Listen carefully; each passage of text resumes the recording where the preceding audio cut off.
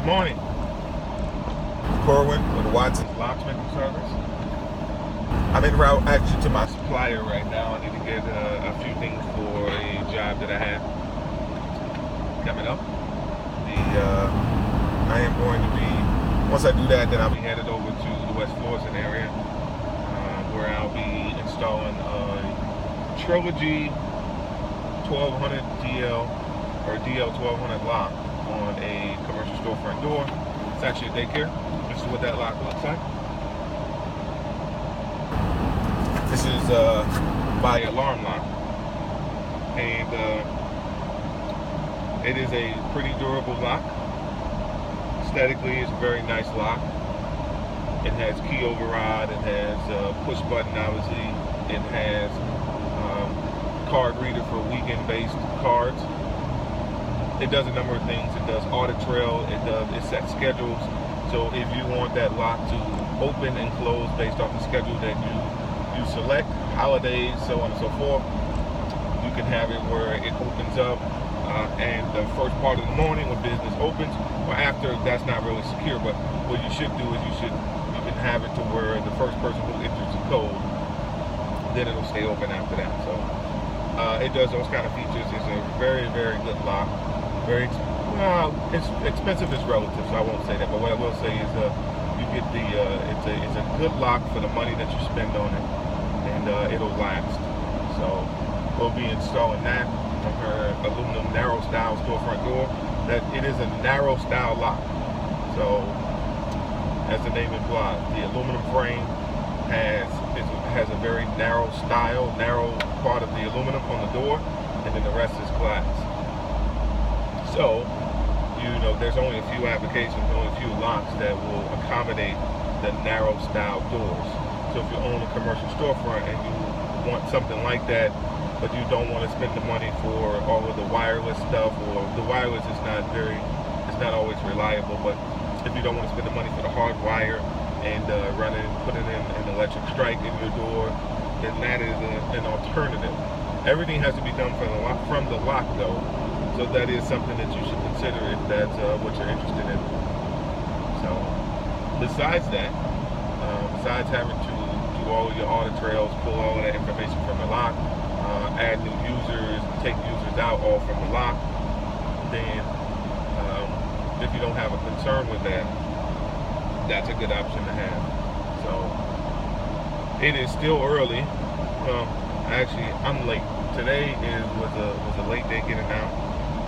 Because I was up early. I was up around 7 or so, but I got out of the house very late. Also, I have a meeting this week with a representative from Asa Abloy. Asa Abloy is again, the largest door hardware manufacturer in the world, and building, and so I'll be meeting with them because I'm interested in some electronic keys. So anytime you have what's called a restricted keyway, there's a process with it. And so with this one, it's an electronic. So I'll tell you. So what this cylinder will allow you to do for those out there who have medium to large businesses, and they're looking for an access control solution, then what I am doing now is looking into the controlled electronic cylinders or keys. So they have a product out there that's called Click. That's CLIQ. And Click is an electronic key and cylinder. It works the same way as a mechanical cylinder. It still has the same depth and cuts and spaces and stuff of the key, but it has the electronic reader or head on the back, the bow of the key. And that key will allow you to, from a remote location or a cloud-based location, the administrator can give you access or take away access from your key.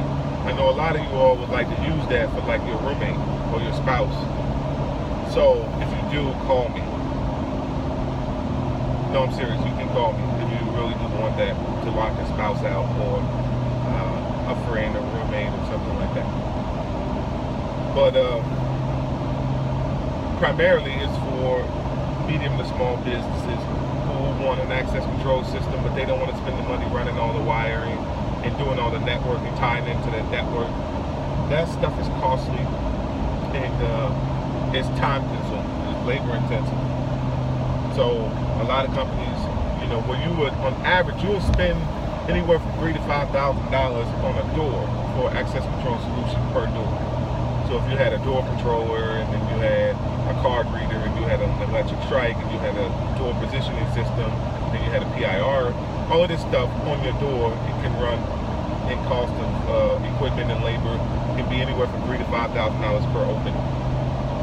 So, which is why I hinted at $1 billion business. But the alternative is click cylinders. There's others. That's just one of many solutions. But that is an option, okay, where it will cost you anywhere from $1,300 to $1,600 per opening. So clearly a cost savings. So that's something to consider. And so I do have a company right now who I am, trying to lean in that direction, because they wanted a solution to their access control for one single door, which is a narrow style door. He was not interested in the Trilogy DL1200 or 1300 or anything of the sort. He wanted something to be able to remote. He wanted something that was cloud-based. That was his.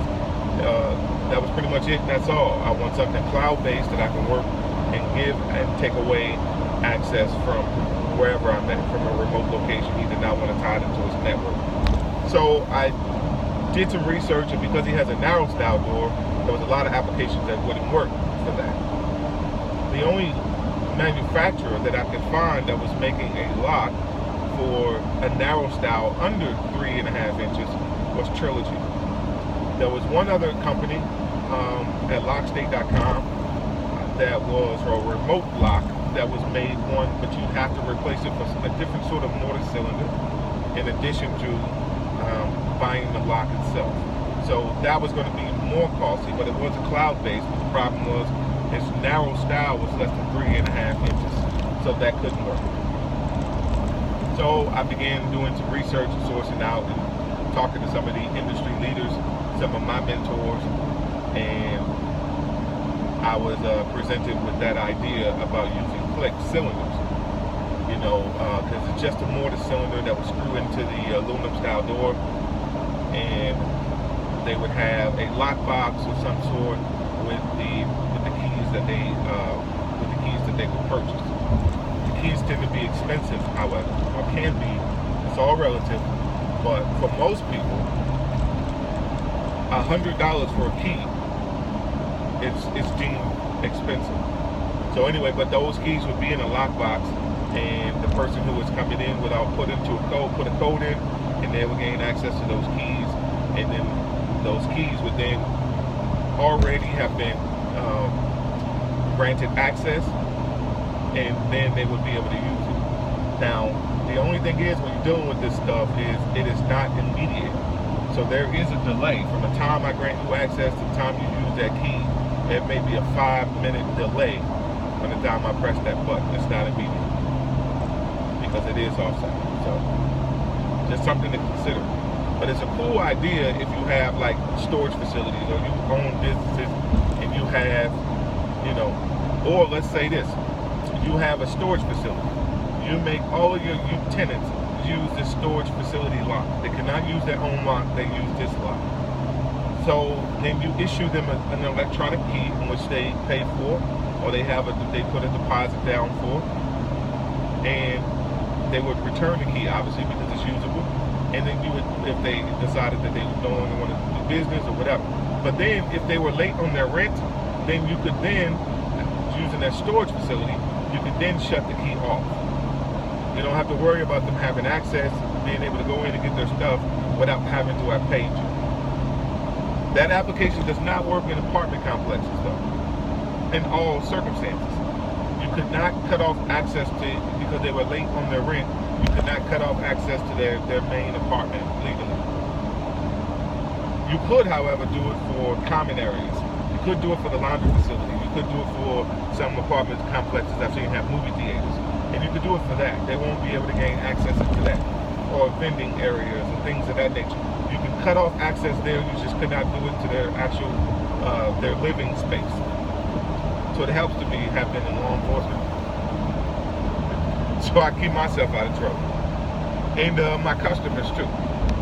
So we'll be putting that up today. I'll be able to show you what that lock looks like. I won't be, obviously, I will do the programming off camera for security reasons, but I'll be able to show you how it looks on the door. And it's a cool lock, it really is.